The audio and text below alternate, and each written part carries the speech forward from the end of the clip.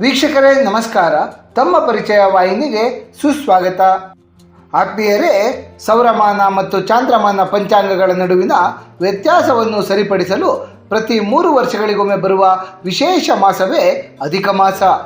ಈ ಮಾಸವನ್ನು ಪುರುಷೋತ್ತಮ ಮಾಸ ಎಂದು ಕರೆಯುತ್ತೇವೆ. ಪ್ರಸ್ತುತ ನಡೆಯುತ್ತಿರುವಂತಹ ಈ ಅಧಿಕ ಮಾಸಕ್ಕೆ ಭಗವಾನ್ ಮಹಾವಿಷ್ಣು ದೇವರೇ ಅಧಿಪತಿ.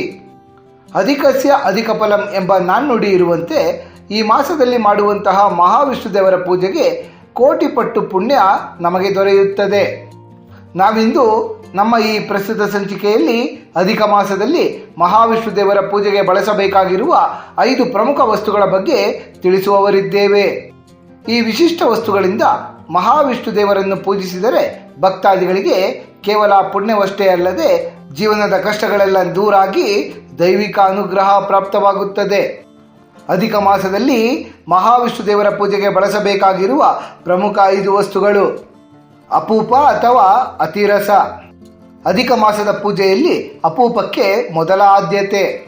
ಬೆಲ್ಲ ಮತ್ತು ಅಕ್ಕಿ ಹಿಟ್ಟಿನಿಂದ ಮಾಡಿದ 33 ಅಪೂಪಗಳನ್ನು ಮಹಾವಿಷ್ಣು ದೇವರಿಗೆ ನೈವೇದ್ಯವನ್ನಾಗಿ ಮಾಡಿ ತದನಂತರ ದಾನ ಮಾಡುವುದು ಈ ಮಾಸದ ಸಂಪ್ರದಾಯ. 33 ಅಪೂಪಗಳನ್ನು ಕಂಚಿನ ಪಾತ್ರೆಯಲ್ಲಿ ಇಟ್ಟು ದೇವರಿಗೆ ಅರ್ಪಣೆ ಮಾಡಬೇಕು. ನಂತರ ಈ ಅಪೂಪಗಳನ್ನು ಅರ್ಹರಿಗೆ ಅಥವಾ ಸತ್ಪಾತ್ರರಿಗೆ ಪಾತ್ರೆ ಸಮೇತ ದಾನ ಮಾಡಬೇಕು. ಹೀಗೆ ಮಾಡುವುದರಿಂದ ಕಳೆದ 33 ತಿಂಗಳುಗಳಲ್ಲಿ ನಾವು ನಮ್ಮ ಪೂಜೆಯಲ್ಲಿ ಮಾಡಿದಂತಹ ಅಥವಾ ದಾನದಲ್ಲಿ ಮಾಡಿದಂತಹ ಲೋಪದೋಷಗಳನ್ನೆಲ್ಲ ಸರಿಪಡಿಸಿಕೊಳ್ಳಬಹುದು. ಈ ಅಧಿಕ ಮಾಸದ ಪ್ರತಿನಿತ್ಯವೂ ಅಪೂಪ ಪೂಜೆ ಅಥವಾ ದಾನ ಮಾಡುವುದು ಬಹಳ ಶ್ರೇಷ್ಠ.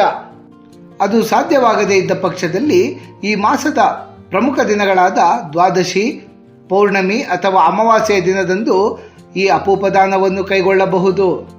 ತುಳಸಿ. ಅಧಿಕ ಮಾಸದಲ್ಲಿ ಮಹಾವಿಷ್ಣು ದೇವರ ಆರಾಧನೆಯಲ್ಲಿ ತುಳಸಿಗೆ ವಿಶೇಷವಾದ ಸ್ಥಾನವಿದೆ. ತುಳಸಿ ಇಲ್ಲದ ಮಹಾವಿಷ್ಣು ದೇವರ ಪೂಜೆ ಸಂಪೂರ್ಣವಲ್ಲ ಎಂಬ ಮಾತು ಅಧಿಕ ಮಾಸ ಅಥವಾ ಪುರುಷೋತ್ತಮ ಮಾಸಕ್ಕೆ ಹೆಚ್ಚು ಅನ್ವಯಿಸುತ್ತದೆ. ತುಳಸಿ ಮಹಾಲಕ್ಷ್ಮಿಯ ಸ್ವರೂಪ. ಅಧಿಕ ಮಾಸದಲ್ಲಿ ಮಹಾವಿಷ್ಣು ದೇವರನ್ನು ತುಳಸಿಯಿಂದ ಪೂಜೆ ಮಾಡುವುದರಿಂದ ದಂಪತಿಗಳಿಗೆ ಅಖಂಡ ಸೌಭಾಗ್ಯ ಮತ್ತು ಮನೆಯಲ್ಲಿರುವಂಥವರಿಗೆಲ್ಲ ಆರ್ಥಿಕ ಸಮೃದ್ಧಿ ಉಂಟಾಗುತ್ತದೆ. ಈ ಅಧಿಕ ಮಾಸದಲ್ಲಿ ಸಾಧ್ಯವಾದಲ್ಲಿ ಲಕ್ಷ ತುಳಸಿ ಅರ್ಚನೆ ಮಾಡುವುದು ಅತ್ಯಂತ ಪುಣ್ಯದಾಯಕ. ಒಂದು ವೇಳೆ ಲಕ್ಷ ಸಂಖ್ಯೆ ಸಾಧ್ಯವಾಗದೇ ಇದ್ದಲ್ಲಿ ಪ್ರತಿನಿತ್ಯವೂ ಕನಿಷ್ಠ 33 ತುಳಸಿ ದಳಗಳನ್ನು ಮಹಾವಿಷ್ಣು ದೇವರಿಗೆ ಅರ್ಪಣೆ ಮಾಡಬೇಕು. ಪೀತಾಂಬರ ಅಥವಾ ಹಳದಿ ಬಣ್ಣದ ವಸ್ತ್ರ. ಮಹಾವಿಷ್ಣು ದೇವರಿಗೆ ಹಳದಿ ವಸ್ತ್ರ ಎಂದರೆ ಬಹಳ ಇಷ್ಟ. ಹಾಗಾಗಿಯೇ ಮಹಾವಿಷ್ಣು ದೇವರನ್ನು ಪೀತಾಂಬರಾಧಾರಿ ಎಂದು ಕರೆಯಲಾಗುತ್ತದೆ. ಪೀತಾಂಬರ ಎಂದರೆ ಸಂಸ್ಕೃತದಲ್ಲಿ ಹಳದಿ ವಸ್ತ್ರ ಎಂದರ್ಥ. ಹಳದಿ ಬಣ್ಣ ಜ್ಞಾನ, ಸಂತೋಷ ಮತ್ತು ಆಧ್ಯಾತ್ಮಿಕ ಉನ್ನತಿಯನ್ನು ಸೂಚಿಸುತ್ತದೆ. ಅಧಿಕ ಮಾಸದಲ್ಲಿ ಮಹಾವಿಷ್ಣು ದೇವರಿಗೆ ಹಳದಿ ಬಣ್ಣದ ರೇಷ್ಮೆ ವಸ್ತ್ರವನ್ನು ಅರ್ಪಣೆ ಮಾಡುವುದರಿಂದ ಬೃಹಸ್ಪತಿಯ ಅನುಗ್ರಹ ಪ್ರಾಪ್ತವಾಗುತ್ತದೆ. ಪೂಜೆಯ ಸಮಯದಲ್ಲಿ ದೇವರಿಗೆ ಹಳದಿ ಬಟ್ಟೆಯನ್ನು ಉಡಿಸುವುದು ಅಥವಾ ಪೀಠದ ಮೇಲೆ ಹಳದಿ ವಸ್ತ್ರವನ್ನು ಹಾಕುವುದು ಮನೆಯ ಸಮೃದ್ಧಿ ಮತ್ತು ಸಂತೋಷವನ್ನು ಹೆಚ್ಚು ಮಾಡುತ್ತದೆ. ಹಳದಿ ವಸ್ತ್ರಗಳನ್ನಷ್ಟೇ ಅಲ್ಲದೆ ಮಹಾವಿಷ್ಣು ದೇವರಿಗೆ ಹಳದಿ ಹೂಗಳಾದ ಸೇವಂತಿಗೆ, ಕನಕಾಂಬರಿ ಮತ್ತು ಹಳದಿ ಹಣ್ಣುಗಳಾದ ಬಾಳೆಹಣ್ಣು ಅಥವಾ ಮಾವಿನ ಹಣ್ಣುಗಳನ್ನು ಸಹ ಅರ್ಪಿಸತಕ್ಕದ್ದು. ಪಂಚಾಮೃತ. ಅಧಿಕ ಮಾಸದಲ್ಲಿ ಹಾಲು, ಮೊಸರು, ತುಪ್ಪ, ಜೇನುತುಪ್ಪ ಮತ್ತು ಸಕ್ಕರೆಯ ಮಿಶ್ರಣವಾದ ಪಂಚಾಮೃತದಿಂದ ಸಾಲಿಗ್ರಾಮಕ್ಕೆ ಅಥವಾ ಮಹಾವಿಷ್ಣು ದೇವರು ಅಥವಾ ಮಹಾವಿಷ್ಣು ದೇವರ ಅವತಾರಗಳ ವಿಗ್ರಹಕ್ಕೆ ಅಭಿಷೇಕ ಮಾಡುವುದು ವಿಶೇಷ ಫಲವನ್ನು ತಂದುಕೊಡುತ್ತದೆ. ಪಂಚಾಮೃತದ ಪ್ರತಿ ದ್ರವ್ಯವೂ ಸಹ ವಿಭಿನ್ನ ಫಲಗಳನ್ನು ನೀಡುತ್ತವೆ. ಕ್ಷೀರ ಅಥವಾ ಹಾಲಿನಿಂದ 100 ಅಶ್ವಮೇಧ ಯಾಗದ ಪುಣ್ಯ ಲಭಿಸುತ್ತದೆ. ಮೊಸರಿನಿಂದ ಸಂತಾನ ಭಾಗ್ಯ ಮತ್ತು ಸಮೃದ್ಧಿ ದೊರೆಯುತ್ತದೆ. ತುಪ್ಪದಿಂದ ಆಯಸ್ಸು ವೃದ್ಧಿಯಾಗುತ್ತದೆ.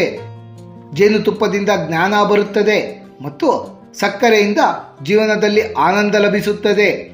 ಪಂಚಾಮೃತ ಅಭಿಷೇಕದ ನಂತರ ವಿಷ್ಣು ಸಹಸ್ರನಾಮ ಪಠಣ ಅಥವಾ ಪುರುಷ ಸೂಕ್ತವನ್ನು ಪಠಿಸುವುದು ಅತ್ಯಂತ ಶುಭಕರ. ಶ್ರೀಗಂಧ.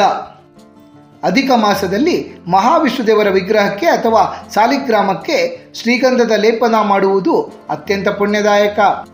ಈ ಶ್ರೀಗಂಧ ತಂಪಿನ ಗುಣವನ್ನು ಹೊಂದಿರುತ್ತದೆ. ಮಹಾವಿಷ್ಣು ದೇವರು ತಂಪನ್ನು ಬಹಳ ಇಷ್ಟಪಡುತ್ತಾರೆ. ಮಹಾವಿಷ್ಣುದೇವರ ಪೂಜೆಯಲ್ಲಿ ಶ್ರೀಗಂಧವನ್ನು ಬಳಸಿದರೆ ಮಹಾವಿಷ್ಣುದೇವರಿಗೆ ಹಿತಕರವಾಗುತ್ತದೆ. ಇದರಿಂದ ಭಕ್ತಾದಿಗಳಿಗೂ ಮಾನಸಿಕ ಶಾಂತಿ ದೊರೆಯುತ್ತದೆ. ಶ್ರೀ ಎಂದರೆ ಲಕ್ಷ್ಮಿ ಎನ್ನುವ ಮಾತಿದೆ.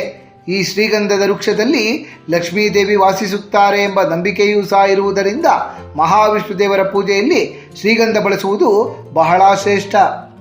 ಆತ್ಮೀಯರೇ, ಪ್ರಸ್ತುತ ಮಾಸವಾಗಿರುವ ಅಧಿಕ ಮಾಸದ ಸುಸಂದರ್ಭದಲ್ಲಿ ಮಹಾವಿಷ್ಣುದೇವರ ಪೂಜೆಯಲ್ಲಿ ಬಳಸಬೇಕಾಗಿರುವ 5 ಪ್ರಮುಖ ವಸ್ತುಗಳ ಕುರಿತಾಗಿ ಸಮಗ್ರ ಮಾಹಿತಿಯನ್ನು ತಿಳಿದುಕೊಂಡ ನಮಗೆಲ್ಲರಿಗೂ ಆ ಭಗವಂತನ ಕೃಪಾ ಕಟಾಕ್ಷ ಸದಾಕಾಲ ಇರಲೆಂದು ಕೋರಿಕೊಳ್ಳುತ್ತಾ ಈ ದಿನದ ಸಂಚಿಕೆಯನ್ನು ಮುಕ್ತಾಯಗೊಳಿಸುತ್ತಲಿದ್ದೇವೆ. ವೀಕ್ಷಕರೇ, ನಿಮಗೆ ಈ ವಿಡಿಯೋ ಇಷ್ಟವಾಗಿದ್ದಲ್ಲಿ ಲೈಕ್ ಮಾಡಿ, ಶೇರ್ ಮಾಡಿ ಮತ್ತು ಸಬ್ಸ್ಕ್ರೈಬ್ ಮಾಡಿ ಹಾಗೂ ಬೆಲ್ ಬಟನ್ ಒತ್ತುವುದನ್ನು ಮರೆಯಬೇಡಿ.